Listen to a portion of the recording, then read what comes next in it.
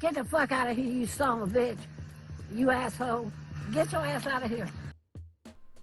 Would you look at that? We hit 4,000 subscribers. Thanks, everybody.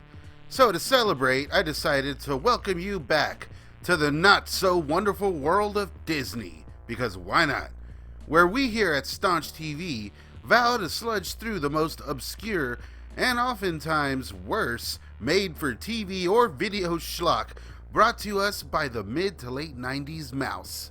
So yeah, we have a lot of work to do on this series. Damn.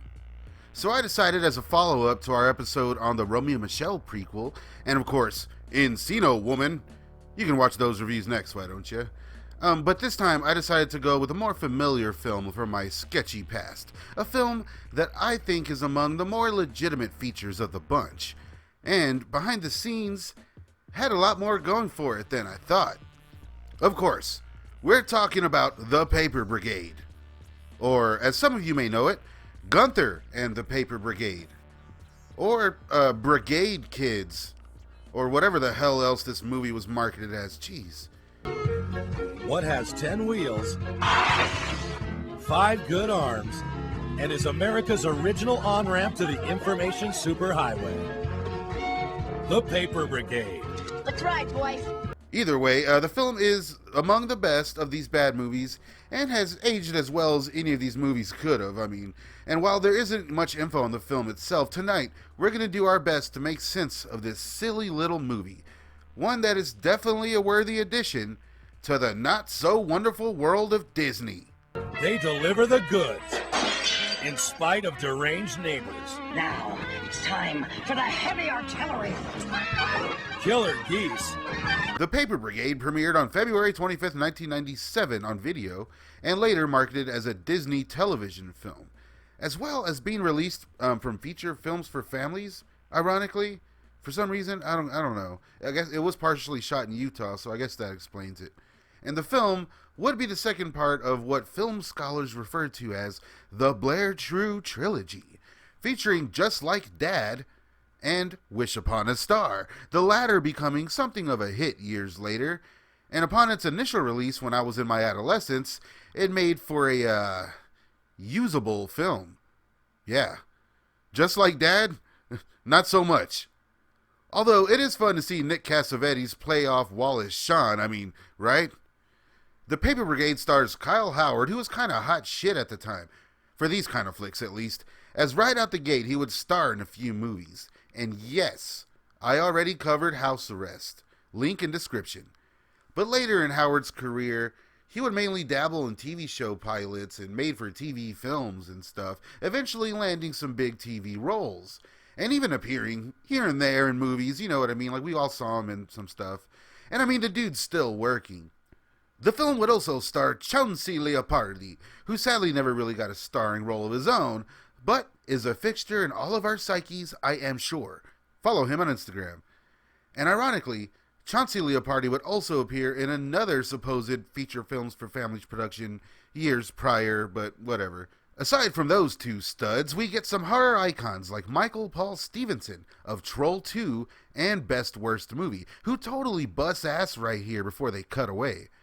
And Freddy himself, Robert Englund, who is in this movie for some reason. The film tells the tale of dipshit teen Gunther, who upon relocating with his family finds himself teaming up with the local dorks who deliver newspapers so he can take one of the worst actresses I have ever seen to a screaming Banshees concert.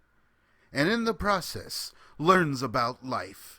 The Paper Brigade would take cues from similar 90s schlock, having a real kind of when the parents are away, the kids will play treehouse vibe, as their parents kind of just disappear about halfway through. Oh, and we actually do get a treehouse scene. I forgot about that. The thing I love about this movie, Blair True's movies in general, well, the three that I mentioned at least, she kind of went off the rails in her career towards the end, is that they all try more than they needed to, like all these movies did. Like, you can really tell there was some care put into this production, as more than a few times I laughed out loud, and the script really does what it set out to do and even has a little heart in the end. Again, it didn't need to be done that well, but it is. I mean, the film may have one of the funniest scenes in film history. I mean, they scared the shit out of this dog.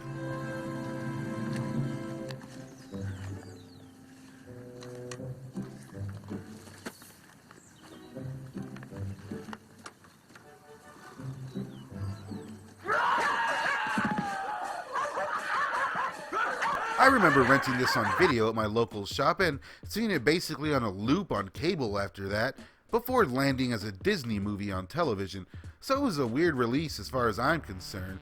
And again, being partially filmed in Utah explains the feature films for families connection. I mean, I don't know, a lot of these flicks were made to just make as much money as possible, and in the process would pop up sporadically on cable or video or with various edits. And you know, just like the Paper Brigade did, there's like 3 edits of this movie out there. So it's easy to see in the landslide of this crap we got in the late 90s that these particular films stood the test of time. And sadly, this may be the last time we have a decent feature in this series, as we venture deeper into the not so wonderful world of Disney.